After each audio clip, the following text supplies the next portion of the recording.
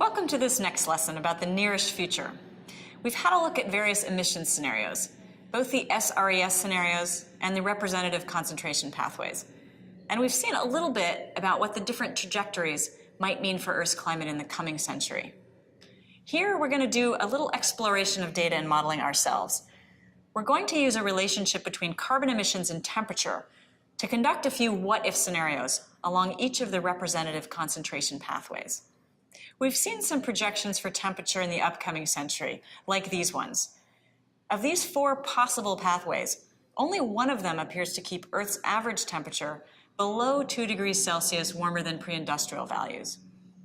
The 2 degrees boundary is a useful one to talk about simply because there has been international agreement that if temperatures go higher than that, we'll be entering the realm of, quote, dangerous climate change, based on projections of sea level rise and extreme weather events and other likely outcomes in a warming world.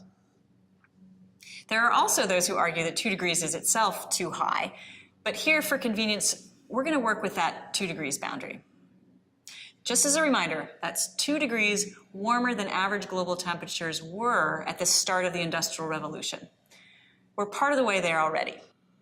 How do we get from CO2 emissions to global temperature change? We're going to do a little bit of climate modeling ourselves using graphs. The goal here is to use relationships between CO2 emissions and temperature with this idea of a 2 degree warming boundary and see what we come up with for a carbon budget for humanity. This is going to be a back of the envelope approach. It turns out that there's a linear relationship between total carbon emitted over time, the cumulative amount of carbon emitted, and the final temperature change we get at equilibrium once Earth has adjusted after the perturbation. Two handy things are going on here that help yield this nice linear relationship. One has to do with how good a greenhouse gas CO2 is as its concentration increases more and more. If you already have lots of CO2 in the atmosphere, adding more makes less and less difference to warming.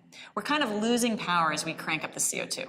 It's sort of like if you have 3 outfielders in a baseball game and you add one more, your team is going to catch quite a few more fly balls. But if you already have 50 outfielders and you add one more, it doesn't make as much difference.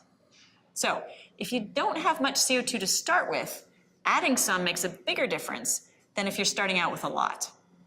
So that kind of complicates things. But there's another factor going on which counters those diminishing returns. This has to do with that issue of how much stays in the atmosphere each year and how much the plants and oceans take out. At higher and higher CO2 concentrations, it looks like less gets taken up, so more stays in the atmosphere, making up for the fact that each extra molecule doesn't make as much difference as before. Anyway, those two things essentially cancel each other out, leaving us with a nice linear relationship to play around with. This comes from Matthews and others from a paper in 2012. They concluded that for every 1,000 gigatons of carbon emitted to the atmosphere, that's cumulative emissions over time, for every 1,000 gigatons, we get about 1.8 degrees Celsius final temperature rise. For 4,000 gigatons, we'd get 4 times that temperature rise to 7.2 degrees Celsius. So here's a question for you. According to this plot, about how much total carbon can we emit and not exceed the 2 degrees Celsius threshold? Choose the closest answer.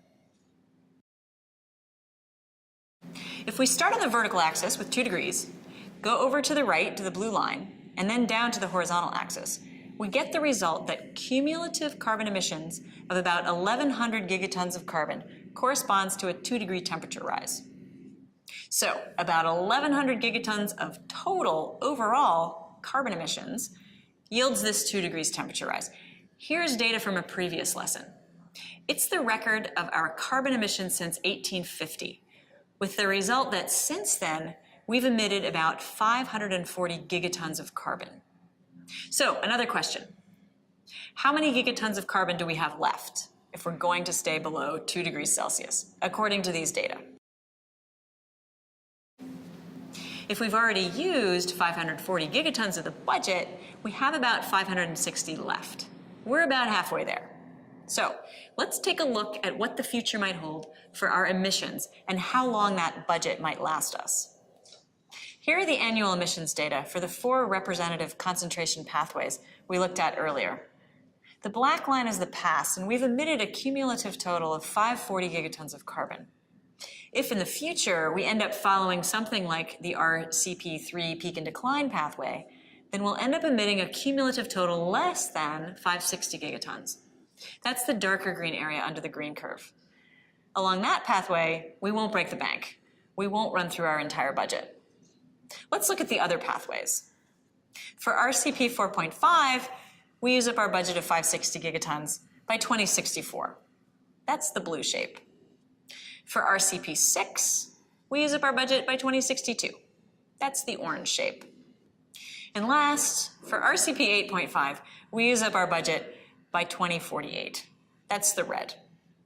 Notice for the last 3 pathways, it would be quite a precipitous change to suddenly go from emitting, say, 15 gigatons of carbon to the atmosphere one year to emitting 0 the next. That's not going to happen. There's inertia in our human systems, and we don't change things like our energy sources overnight. Following the red pathway, for example, would make it very difficult to stay below the 2-degree boundary. So this example is just another way of looking at the future.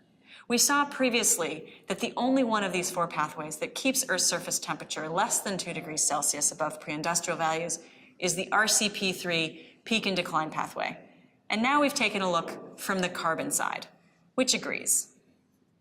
In summary, a handy relationship exists between cumulative carbon emissions and the global temperature change that arises from them. For every 1,000 gigatons of carbon emitted, we get about 1.8 degrees Celsius temperature rise. If we consider aiming for a temperature rise less than 2 degrees Celsius above pre-industrial values, we have about 560 gigatons of carbon left to emit. At the rates defined by the representative concentration pathways, we'll finish that off within 50 years, unless we end up on the RCP3 peak and decline path. At this time, the greatest source of uncertainty regarding our future path is uncertainty about our own future actions and what choices we'll make today and in the future.